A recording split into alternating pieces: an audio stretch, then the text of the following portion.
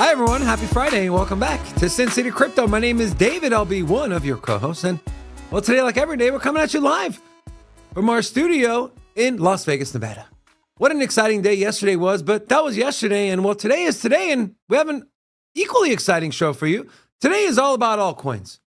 Big news around altcoins. Polygon's rebranding their token yet again. Aave launching a stablecoin. Flow is laying people off. Binance Chain is implementing something very interesting to their Binance Smart Chain. We're going to talk about that and much, much more. But first, here is your other co-host for today. It's my boy, Forrest. Forrest, how you doing? Good. How about you? Glad to be here, man. I'm just liking the video. Just making sure I'm liking the live stream so we get our likes ratio up. You're a good man. I recommend everyone do the same. You're a good man. 37 people watching, 19 likes. Decent. We could do better. We could do better. We can always do better.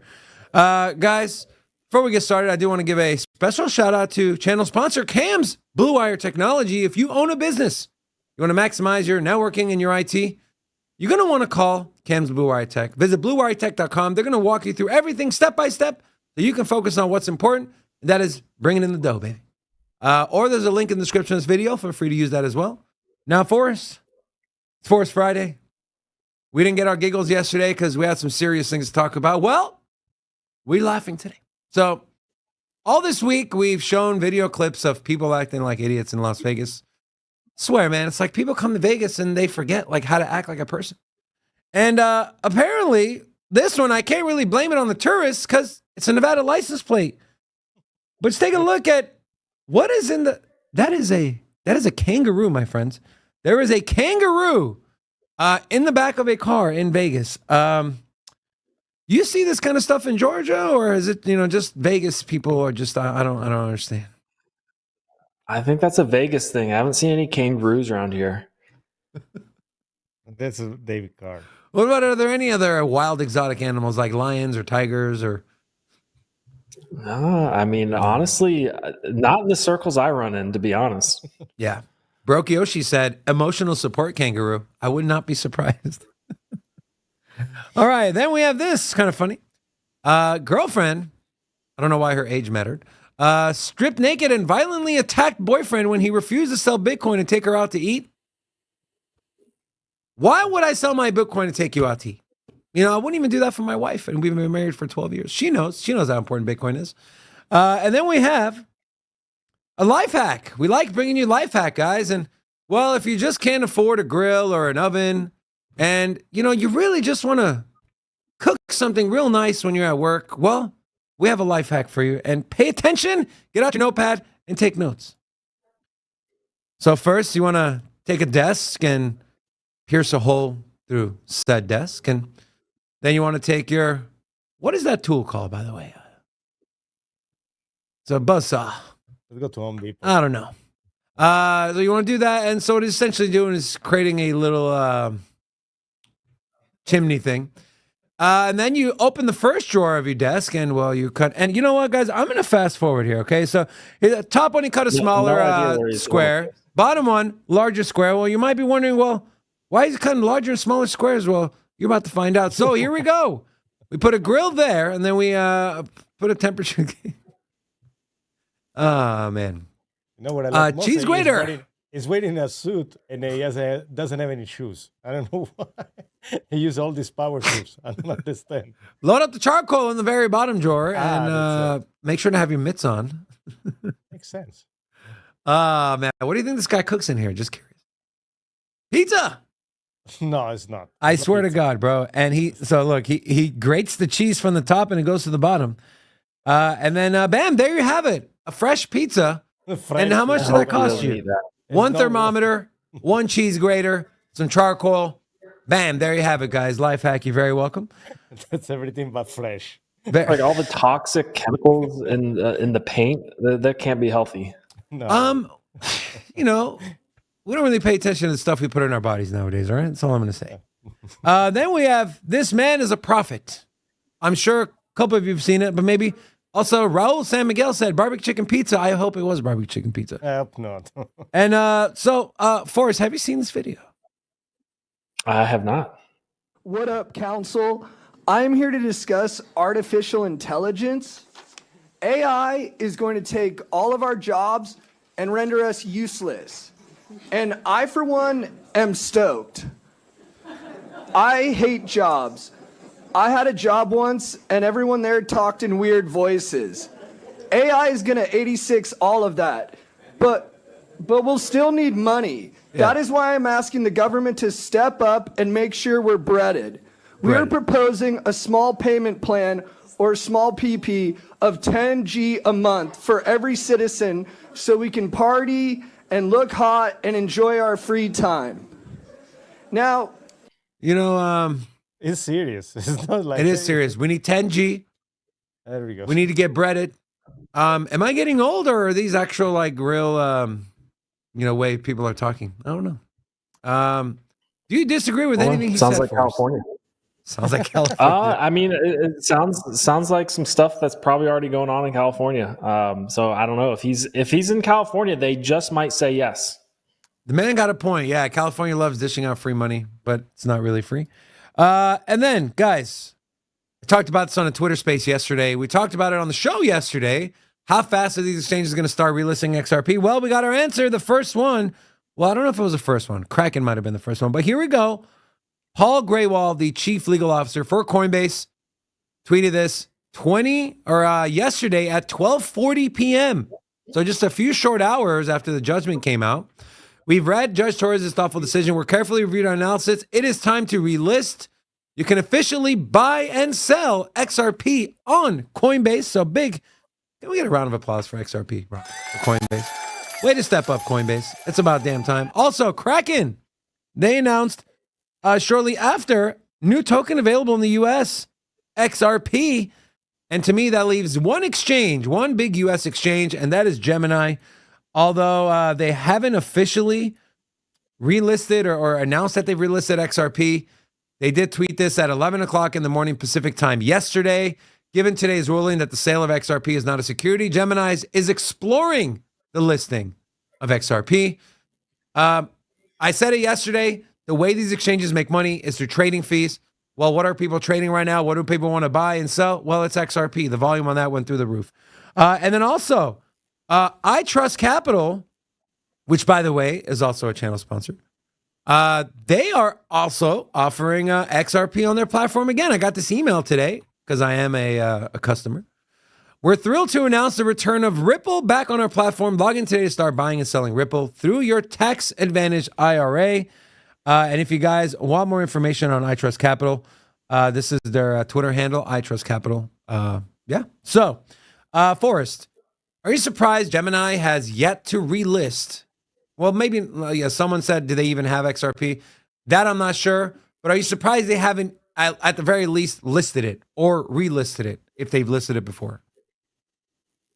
You were cutting out there. Am I surprised they haven't listed it? Yeah, we saw Kraken, Coinbase, I Trust, Gemini.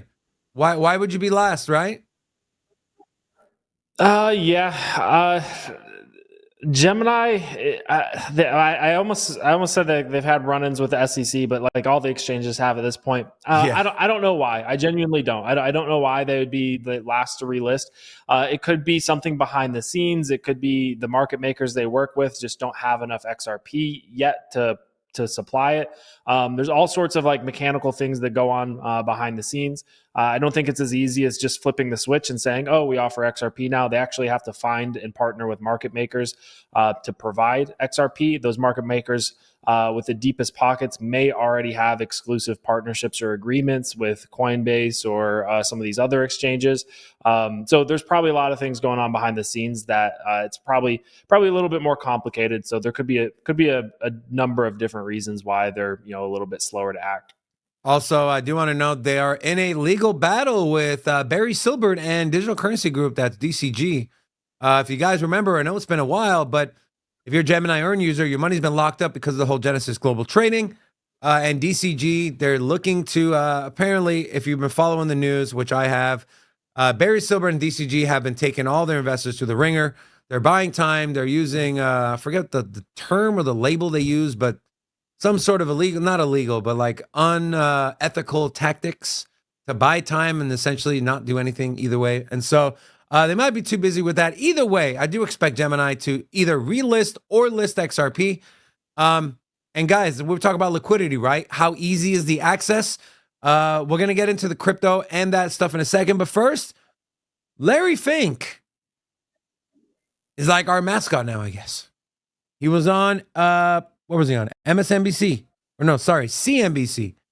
And here's what he had to say about not just Bitcoin, but crypto.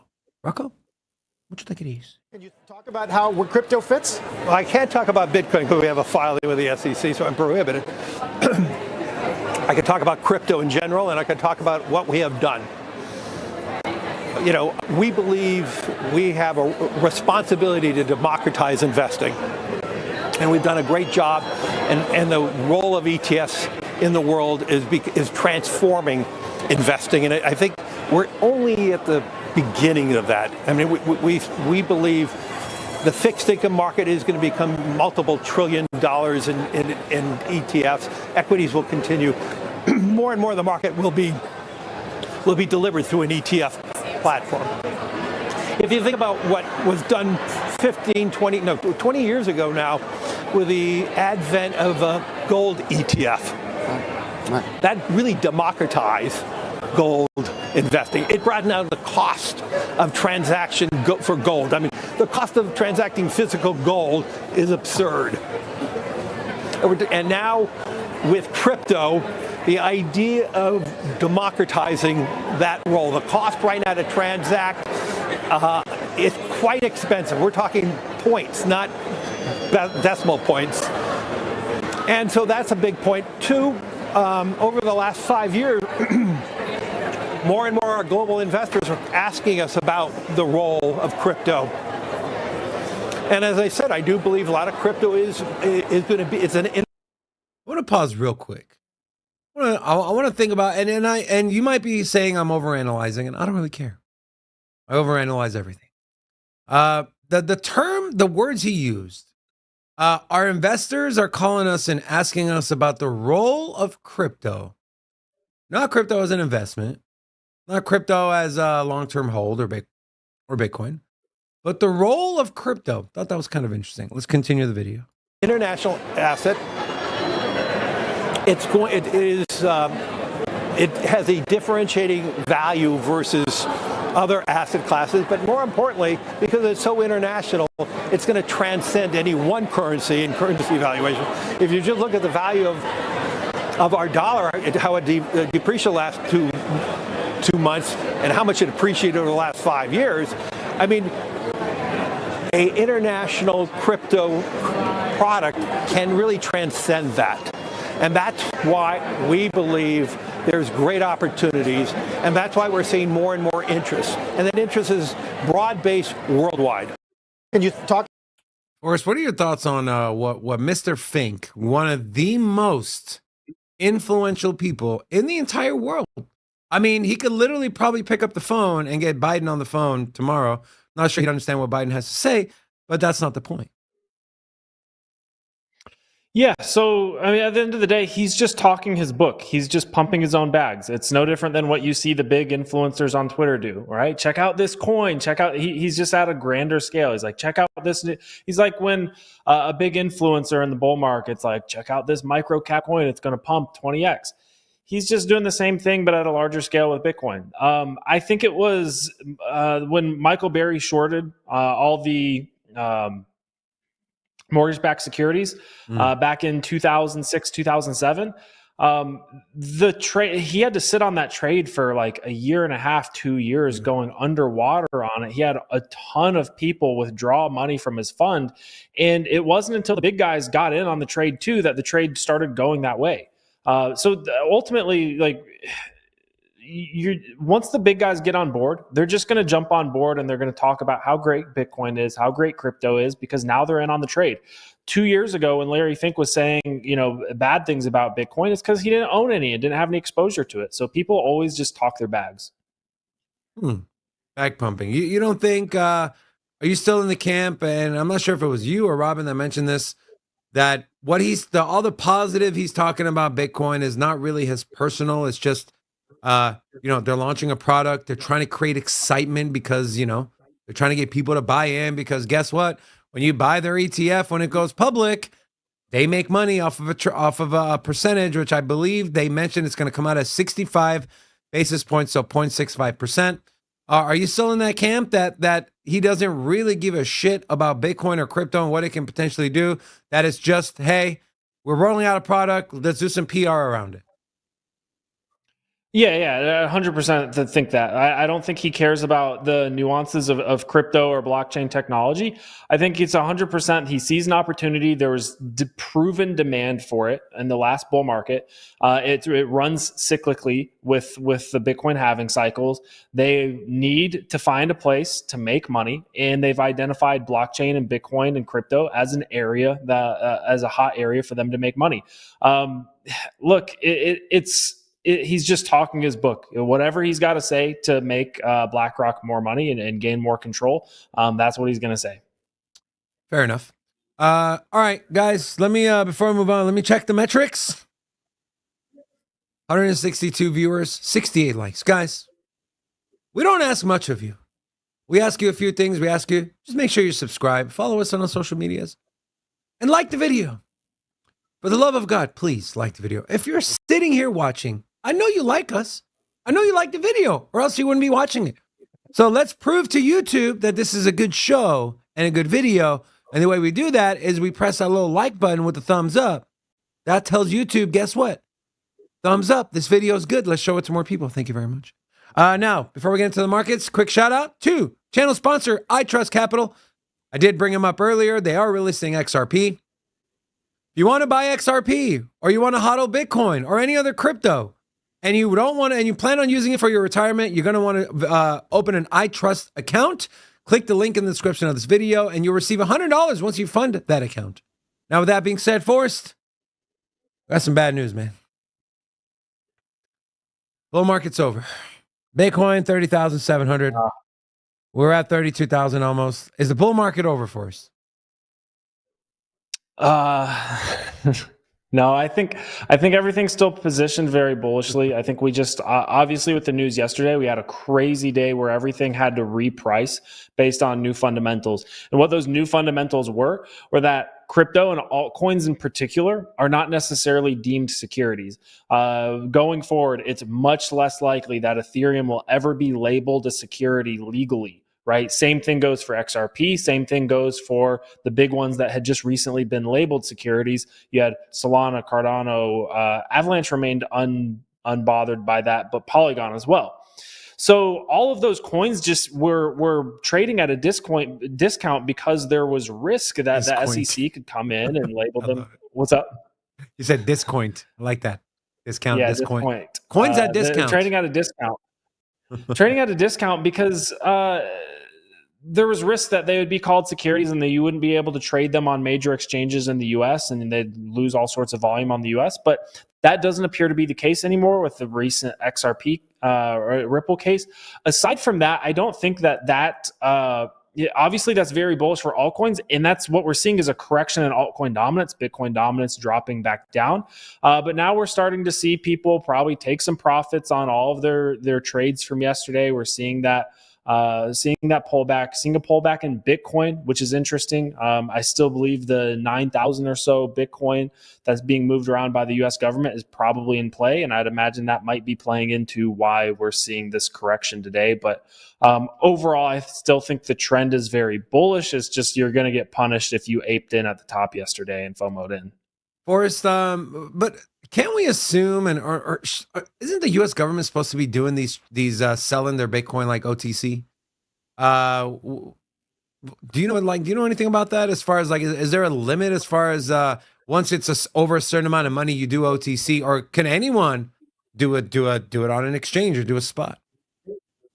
I'm not sure exactly how it works. My understanding is it's TWAP'd, meaning it's just basically DCA'd over like a 24-hour period of time or like a 7-day period of time.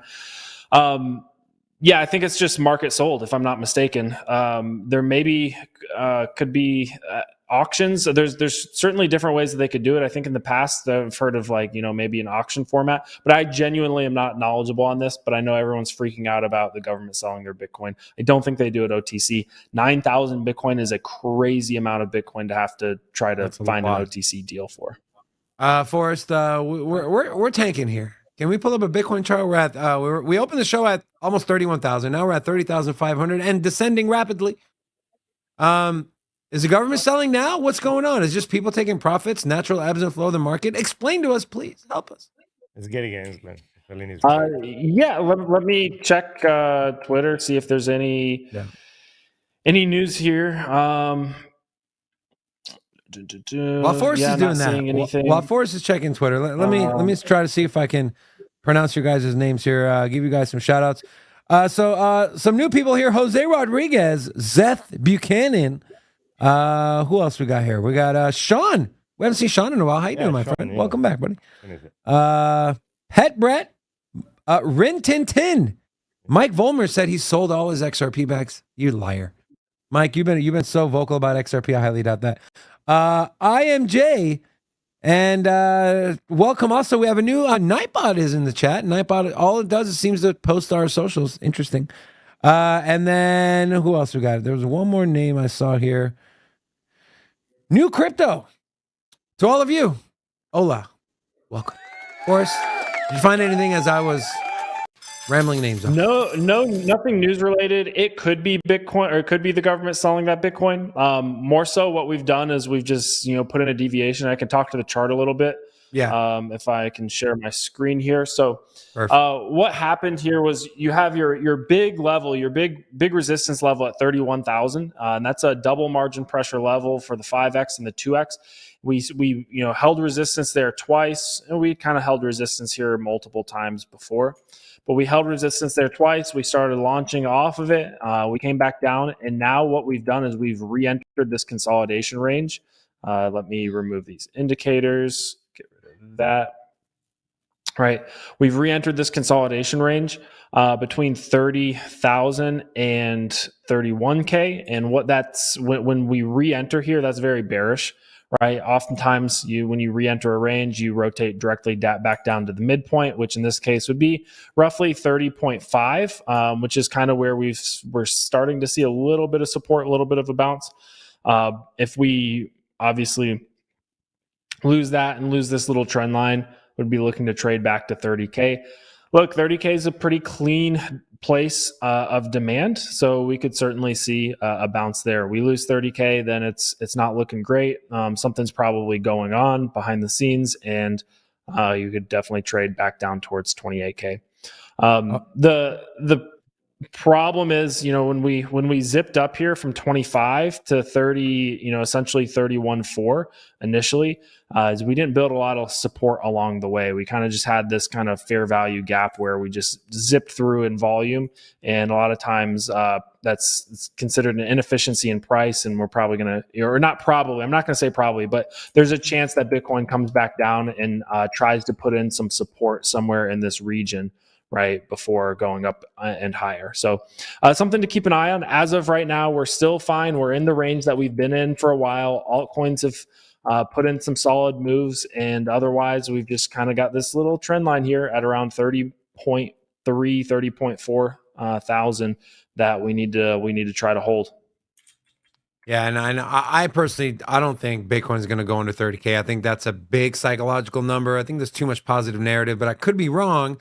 But unless, of course, the U.S. government is selling, and then, unless that demand on the demand side, the pressure equalizes it, might go under 30K. I don't think, let me ask you this question. This is kind of general. You think we're ever going to go under 25K ever again? Oh, that's a good question. Probably not, unless the government really, really just rips all 40K Bitcoin here in our faces in the near future, or unless Binance is like insolvent or something. I think it would take Binance being insolvent, or if we just get hammered with bad news back to back to back, like let's just say the government starts selling their Bitcoin. Let's say you got something where Binance was insolvent. You got a denial of the ETF in August, right? All of those things could bring Bitcoin back down, especially in conjunction, could certainly bring Bitcoin back down. But I personally think the ETF is going to get passed. I personally think that Binance is solvent. We may see some trouble with Binance US, but again, the SEC just took a hit there yesterday in terms of calling things securities. And yeah, the government's got 40,000 Bitcoin to sell. That sucks, but ultimately, we've got to rip the Band-Aid off sooner or later, and we could certainly see one of these, right? One of these kind of crashes where you see a recovery once they're done selling. So, I could see something like that. This might be a stupid question, but I feel like it's just like a lot of people are asking this question. Why would the government not wait, right? Well, I'm sure that there's smart people in the government, right? And I'm not saying they're not, they're not influenced by money or whatever, but they're smart people. Why won't they say, hey, how about we wait to sell our Bitcoin? We know there's going to be another bull market. The halving is coming. At least someone can look at previous price action and be like, hey, also, we got BlackRock sitting here with an ETF waiting to get approved. Trillions of dollars, potentially a percentage of it is going to start flowing in.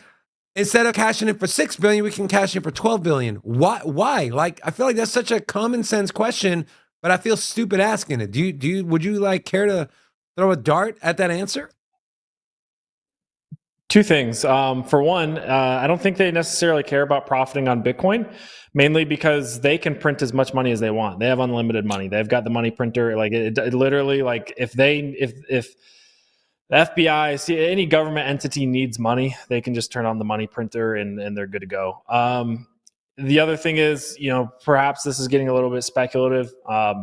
Maybe BlackRock and Fidelity and some of these larger asset managers want them to sell it. And if these asset managers want them to make that decision to sell it before the halving or on a certain timeline, then maybe they've, greased the right, greased the wheels a little bit to make that happen.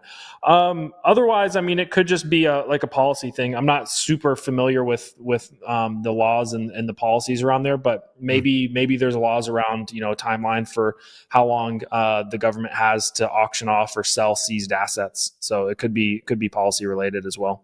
Yeah. And, I was thinking about this yesterday and, and I don't even know if this is even possible, but could potentially, if BlackRock is gearing up to launch this ETF, if they got a hint that it's going to get approved, they're going to have to pick up some Bitcoin spot. Could potentially have a deal with the government to buy it from them. I don't know. I don't know if that's possible, but I'm just trying to get my brain going here. All right, let's take a look at what the rest of the crypto markets are doing. So yesterday we showed XRP did flip BNB, but they got flipped back. They ran it back. So BNB is back above XRP again, but XRP continues to bleed off. It's coming in at 69 cents. And everyone, their emotions were high yesterday. My emotions were high. I was excited. You were excited. Forrest was excited. But Forrest said, tread carefully, right? Be careful. Don't invest emotionally. And I was talking to a friend yesterday, big XRP guy. I was like, hey, Coinbase this week, I'm going to go buy another 2K on Coinbase right now. It was at 82 cents. I was like, bro, I'd wait. We're going to see a pullback. He's like, no, we're not. It's going to go straight to the moon, man. They won the case. I'm like, bro, just wait, man. Just wait. If it goes up to 85, 90 cents, cool. But if it drops down, your 2K will be worth $2,500 right off the bat.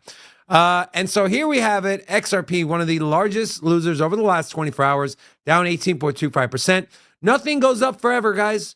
Nothing, not even XRP after winning a lawsuit. So that is why, even though we get excited, I was excited too. We can get excited. Just when you're investing your money, try to take emotion out of it. Are you surprised okay. I know you're not surprised at the pullback force, but are you surprised at how deep the pullback is? Yeah, a little bit. This is, I mean, obviously everything ripped, but I think most of what was ripping yesterday was probably a lot of derivatives traders that have since taken profits and filled some shorts, right? So I don't know how much organic volume came in yesterday, But yeah, I mean, it's getting pretty bloody, to be honest. We're running it all the way back down, which is, to be quite honest, a little bit surprising. Surprised Bitcoin's been this stubborn to go up. Taking a peek here at the S&P 500. I mean, S&P 500's flat over the day, so it's not necessarily that. We know the Dixie. Yeah. The Dixie's been falling too, right? The Dixie closed under $100. I know that's pretty inversely correlated with risk on assets. So anytime the Dixie goes up, the value of the dollar strengthens, risk on assets start to bleed off, and vice versa. We saw the Dixie go under $100. And so I don't know how much that correlation is, Forrest. But if XRP continues to fall, where can we expect it to find some support? And if you want to talk through it through a chart, please. Yeah, let's jump into the XRP chart here. While he's pulling that up, guys, make sure to hit the like button. If you're new here, say hello. We have Long Mountain as opposed to a short mountain. Studsy, new crypto. I already mentioned your name. Harp, how you doing, Harp? Good to see you. Welcome to all of you. All right, Forrest. Yeah, let's go to Binance, just so we have like the go ahead. Kind of the thickest market here. Let's also throw on our easy bands. Let's see what's going on here. First, let's throw on our easy bands. Let's go out to the 3-day. Guys, it's always a good idea. It's always a good idea to take profits and have a profit-taking mindset when you hit these red easy bands, especially in XRP. We're coming back down to the red dashed one right now. Maybe that turns into some support. Let's zoom into maybe the 4-hour. Let's just draw a very simple trend line here. I'm not going to try to get too fancy, but just falling back down onto this trend line could take us all the way back down to 60 cents. Yeah, a lot of people got really excited, and I remember talking about XRP and asking the question like how high could this thing go if they win the case? Well, I mean, a lot of people were saying $3, $4, $5 immediately, and it's just like the market doesn't work like that. It takes a ridiculous amount of money entering the market to push price up of an asset that's in the top 10 by cryptocurrency market cap. So initially, just seeing these easy band levels being really well respected by XRP. So we've come up and grabbed this one. Now we're going to see if we come down and find some support here on the shorter term time frame in the red zone. We throw in our margin pressure levels, which did catch the top, if I'm not mistaken. At least I did on Bitstamp. Looks like we front ran it a little bit on Binance. Bitstamp did get that high.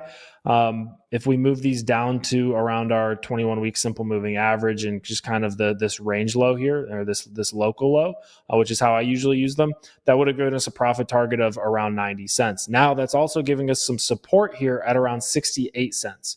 Right, 68 cents. We talked about yesterday, I believe, pull back to 71 cents being a pretty good area to bid. Currently sitting at 68. We've kind of blown through that 71 cent level, but off of this swing low, we do have some support here. If we throw on our short margin pressure levels, if I can find a pair that's closer,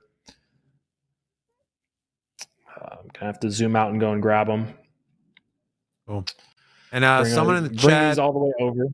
Someone in the chat said they wouldn't be surprised if XRP goes back down to 50 cents.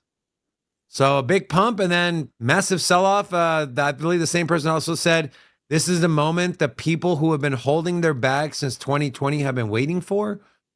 I don't know. Of course, all speculation, but intriguing to say the least. Yeah, so I mean, around 69, 70 cents with this red easy band. I would not be surprised, to be quite honest, if we're just spewing a little bit. Bitcoin comes down to 30K, holds 30K. If we can get some support on Bitcoin at 30K, we could reclaim 69, 70 cents. And that could be an interesting area to long. So this ends up turning into a wick, and then you get your consolidation up here, right? And then we start moving back upwards. Otherwise, the next level down is really 62 cents. 62 cents is pretty interesting.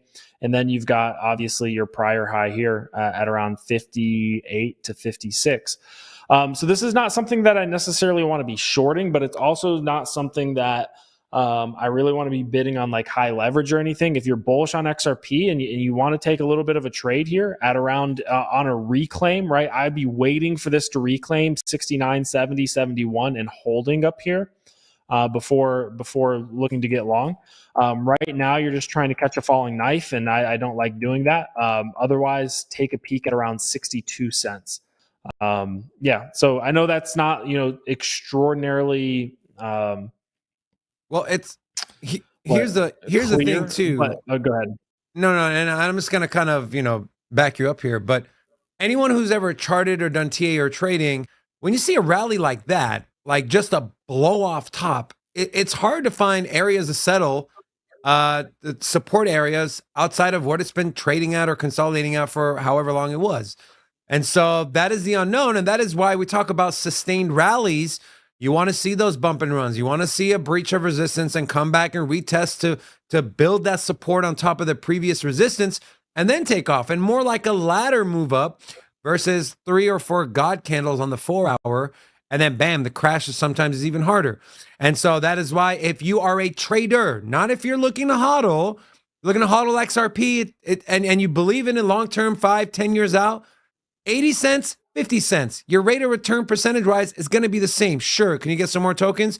Sure. Can you get a better entry price? Yeah. But can you miss out on a big rally? Yes. And so, if you're looking to hodl for the next 5 to 10 years, 70 cents versus 50 cents, is it really that big of a deal? Not really. Taking a quick look before we move on the overall markets. By the way, guys, when I came into the studio this morning, this was all green. Now we're like all red. We go to 1 hour, it's even more bleak. Everything is red. Not a single thing is green. Biggest loser, stacks near. Everything is pretty much 5 to 8% down, which is fine. You know what? Ebbs and flows of the markets, baby. Buying opportunities. If you believe in crypto, that's what you see. All right. With that being said, guys, let's move on to some. Thank you for mentioning that. Long Mountain brought up liquidations. I do want to share this. I'm going to refresh this from CoinGlass. Look at these numbers coming in. $76 million in liquidations in the last 1 hour. 1 hour. That is massive. Multiply that by 24. Not that good at math, but that's a lot of liquidations. And if we take a look at the 1 hour, 97.4% of those liquidations are longs, with Bitcoin leading the way at $24 million worth of Bitcoin being liquidated. And so 10K incoming. 10K is not incoming. And so, guys, just, keep that in mind. All right, let's move on. Some big news. Polygon, the rebranding chain, apparently, is yet again rebranding their token from Matic to, Pol, P-O-L. Says tweeted from Polygon's official Twitter handle today. The next technical proposal of Polygon 2.0 was unveiled. Pol, the upgraded token of the Polygon protocol, is a next generation native token designed to secure, align, and grow the Polygon ecosystem. And says, watch the video. Well, here's the video. There's really no audio to the video, but it kind of gives you a visual explanation of what exactly it is that the Pol token will be doing. So apparently it's going to be one token you can validate on multiple networks. We know Polygon did their EVM. They're their own layer. They're essentially their own layer 1. They're also layer 2. Well, apparently with this new token, you're going to be able to validate across multiple chains, and it's an all-purpose serving token. A little more detail. Pol is a proposed technical upgrade of Matic. If the community reaches consensus to adopt it, Matic holders will have their tokens upgraded to Pol in a 1-to-1 ratio. There will never be 2 native tokens, so essentially an upgrade. It's like Gala did, V1 to V2, same thing. It kind of references Bitcoin, although important and successful. It is an unproductive token. Talks about how ETH is a productive token. Pol is the 3rd generation of native assets, a hyper-productive token. Holders can become validators and receive rewards, but with 2 major improvements. Validators can validate multiple chains, and chain can offer multiple roles and corresponding rewards to validators. So sounds like more rewards. And what if I told you were scratching the surface? And so I got the white paper pulled up. What was interesting to me, a couple things. One, is their emissions rate comes out to about 2% a year. And then just to show what Sandeep tweeted, the founder of Polygon, 1% proposed emissions for validators, 1% proposed emissions for community growth fund. And then in the white paper, though, this is what I found. And why are you not getting bigger here? Okay, there we go. So $5 average token during a 5-year period, which is a little odd. I'm just like, okay, you're putting a price target of what the token you expect it to be in your white paper. Forrest, is that a little head scratching? And what are your thoughts on this whole rebranding to the POL token and the emissions and yeah.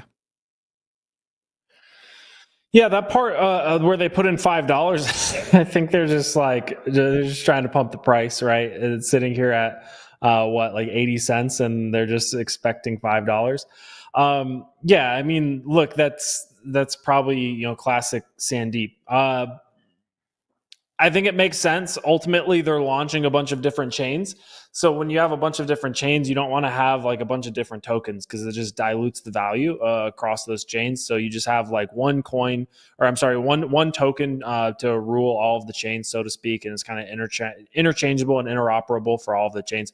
Makes total sense. I think everyone was kind of like, all right, you're launching Polygon ZK EVM, which is a separate chain, but how is that going to help Matic? How is that going to help the Matic token at all?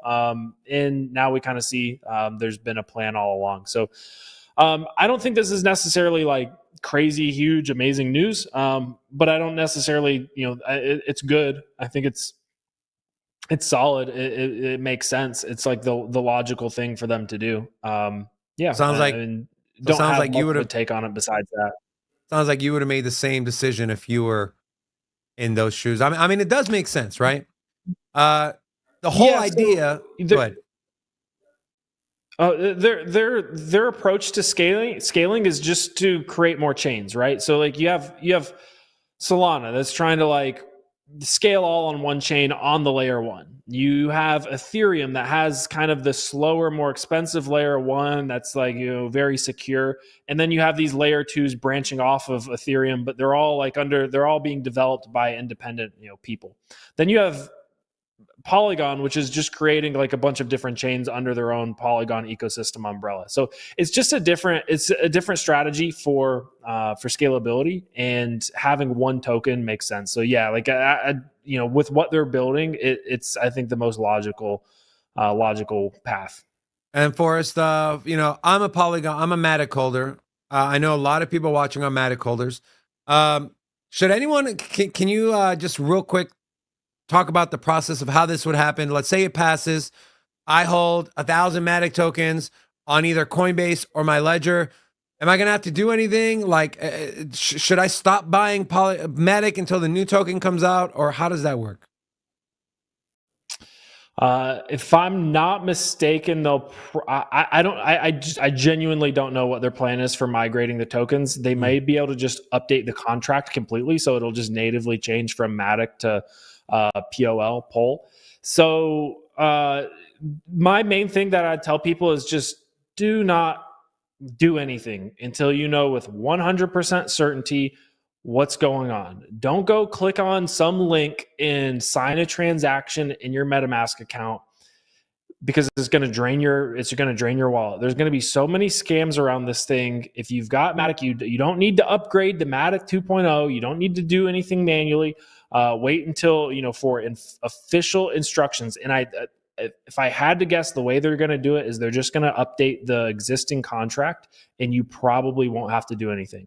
So if you see anything that's trying to get you to upgrade manually or do anything like that, it's a scam unless you're seeing it on like mainstream shows and like on all the official Twitter accounts of Polygon.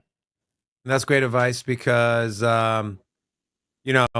anytime there's upgrades or airdrops or something happens, the scammers come out of the woodworks, and even if 2-3 people fall for it, they make money. Don't be one of those 2-3 people that fall for it. All right, let's move on to another altcoin that's got some news, and well, that is Aave, the I want to say the leading DeFi protocol on Ethereum. As far as users on our compound is in the mix as well. But it's go time. Aave stablecoin passes community governance vote. Decentralized liquidity protocol Aave is primed to launch its native stablecoin Go on Ethereum mainnet on Saturday. Close to 100% of the voters were in favor. Go has been designed as a completely decentralized, multi-collateral stablecoin, with a fixed price oracle. Its backing as such is completely transparent, with Go holders able to discern exactly which assets are held in the stablecoin's reserves. During Go's initial launch, users would be able to mint the stablecoin by supplying collateral into the Aave V3 facilitator pool or through the Flash Minter facilitator. Aave's V3 facilitator pool will have an initial borrow rate of 1.5% and a bucket capacity, which is an upward limit on mints of 100 million Go tokens. Now, Forrest, is it too early for another decentralized stablecoin? What do stablecoins do to a protocol? We saw Cardano, the TVL on Cardano. What happened when the Jet stablecoin came out? Can we expect the same for Aave? What are your overall thoughts? Is this a good move? Are we too early for a decentralized stablecoin? Share your thoughts. No, so this is fine. In my opinion, this is good. It's good for Aave. It's gonna give Aave a ton of revenue. So you saw that like 1.5% fee. That 1.5% fee, if I'm not mistaken, is going to the Aave treasury.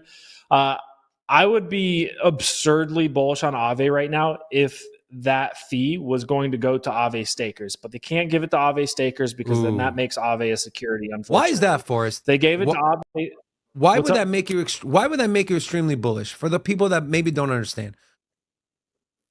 Yeah, so imagine you could buy one. I don't even know what the price of Aave is right now, maybe like $80 something if I don't track that coin in particular, but let's just say you bought one Aave for like $80 and then you could stake it, and instead of just earning like Aave tokens out of the treasury or whatever you're earning, which is just kind of like diluting you over time and inflating the supply over time, you actually got to earn real yield, real revenue in the form of those fees from those stablecoin mints. So, if you could buy a token, an Aave token for $80, and then the revenue from this new stablecoin protocol yields $50 a year, like let's say $50 a year per token, then obviously the token, that's such a high yield that the token would have to reprice. The token would have to reprice to like probably somewhere around $600, right? But because you're not staking the token, or because those protocol revenues are not being directed towards the token, they're being directed towards, if I'm not mistaken, the Aave treasury, then it's not as bullish. Still bullish. They're going to have more money. They're going to have more revenue, which is always a good thing. But yeah, it's just a multi-collateral backed stablecoin. So if you look at what DAI is, DAI is just you're putting up your Ethereum as collateral, and then you're minting a stablecoin with that Ethereum collateral. If I'm not mistaken, what Aave is doing is just allowing a basket of assets, more than just Ethereum, to be able to mint a stablecoin, which I believe there's been some protocols to doing that in the past, but this is officially coming from like one of the largest lending and borrowing protocols in all of DeFi. So I think it'll probably work well, and it'll probably be well executed if I had to guess. You think it's still too early for a decentralized stablecoin? We saw Jed launch. There was some hype around it, and then people stopped talking about it. Are people actually going to be using? Do they have enough trust to be using a decentralized stablecoin? Yeah, I mean, you look at DAI. DAI really hasn't had any issues. The other two options are USDT and USDC, which are centralized. This would be, again, and I haven't delved super deep into this. If I'm not mistaken, it's just an over collateralized stablecoin, right? So as long as you're over collateralized and you're backed by actual, real crypto with value, and there's a liquidation process that works, and you have all your Chainlink oracles hooked up so that they can track the prices and everything's coded well into smart contracts, then there's, obviously there's going to be smart contract risk and whatnot. And, the people can get super creative with trying to manipulate prices on certain assets to cause liquidations, and it gets complicated. But Over collateralized stablecoins aren't necessarily something that I view as extraordinarily risky in comparison to like some of the algorithmic stuff that we saw with Luna and UST in the past. Okay. All right, let's move on from Aave to BNB. Kind of interesting. I'm curious to get your take on this, Forrest. BNB Beacon Chain to add a panic feature that can halt the blockchain. I know we have a couple of blockchain devs in here. I know Aru, I believe, is a developer. Correct me if I'm wrong, Aru. I apologize. But I love your opinion on this, guys. And also, I want to note out there, when we talk about articles, if you have had experience, whether we're talking about decentralized stablecoins and minting, if you've had experience, please share it, because we're all trying to educate each other and help the new people coming into our space. So if we're talking about something and you've dealt in that, or that's kind of your area of expertise, please feel free to share it in the chat, and then we might just comment on it. The Binance-operated BNB Beacon Chain mainnet is set to add a new feature in its upcoming hard fork, which will allow the blockchain to halt the production of new blocks if certain conditions are met. And this is expected to happen in just 5 days. So July 19th. It's called On-Chain Asset Reconciliation. Binance believes this could mitigate damage from potential cross-chain bridge exploits. Bridges have failed. They failed massively. Not every, obviously I'm over-exaggerating, but a crap load of the hacks all happen on bridges. Like, rarely do we see it happen on the actual layer one. It's all on the bridge, where that area where one asset from each side just sits in there. That is what gets exploited, and it ruins things on both sides. So Binance believes this panic button could mitigate some of those risks on those cross-chain bridges. Binance explained that under the BEP 255, user balance changes will be tracked in each block and will be reconciled to identify any issues. And said, quote, when there are reconciliation errors, the blockchain will panic and stop producing new blocks. Binance said the action would impact downstream services such as bridges, deposits, and withdrawals on exchanges. But the drastic action is necessary to protect the chain and its users. Well, and how do we bring it back online? Well, you're going to have to hard fork and address a reconciliation error. Forrest, is this taking it too far, or is this needed to kind of offset some of these major exploits and hacks we've had on these bridges? The tinfoil hat time. I mean, with all of the scrutiny that Binance has been under right now, and a lot of people believe that like a lot of their net worth and ability to operate is tied up and linked to the value of BNB in particular. This kind of rings alarm bells a little bit. In that, it's like the timing of this coming after they've been under scrutiny and investigated by the DOJ and SEC and whatnot. So, look, at the end of the day, this is, in my opinion, a very centralized feature. I'm not necessarily against centralization for the sake of decentralization, but just as long as users understand that this exists and they're still okay with using it, it's fine, right? Like it's I don't use Binance Smart Chain. I'm not a huge fan of BNB in particular, and it's because of this. I just don't think it's a super valuable or I don't want to sit here and just trash Binance Smart Chain. It's just, to me, as a user, it's just not something that I'm attracted to, and this is just adding to the reasons for me to not use it. And it's interesting as well. Okay. It's interesting as well that the article mentioned, and let me find it. It talks about deposits and withdrawals on exchanges as well. You use a lot of DeFi, for us. You play in the DeFi. Me, not so much as you. Where do we draw the line of, okay, let's try to protect and kind of get ahead of these exploits and hacks versus let the code run itself? Is there a happy medium, or you're just going to have to deal with it? Yeah, I mean, the whole point of DeFi is to be decentralized, right? So as soon as you have like a centralized entity that can come in and freeze the chain or do whatever, It just means that the DeFi protocol or the chain was not designed well in the first place. You shouldn't have to have centralized intervention with DeFi or these decentralized chains. So to me, it's like I've said for a really, really long time, like Binance Smart Chain is super centralized, and it's just not something that's extraordinarily attractive to me. It is what it is. Like if users want to use it, that's totally fine. Just understand, like they have the ability to do this. Please understand that they do have the ability to do this, and you're just gonna have to pick and choose, right? Are you willing to go for a more centralized entity and potentially save yourself from exploits and hacks? Or do you care more about decentralization? Is there a happy medium? I don't know. Will we get there? Potentially. Speaking of getting there, we are running a contest. So if you haven't heard, Cryptos R Us and Sin City Crypto have come together to form a bond and to throw a amazingly massive and fun party here in Las Vegas on July 29th. If you want to join us, and you're wondering how? Well, we have an idea. Well, not an idea. We know exactly how.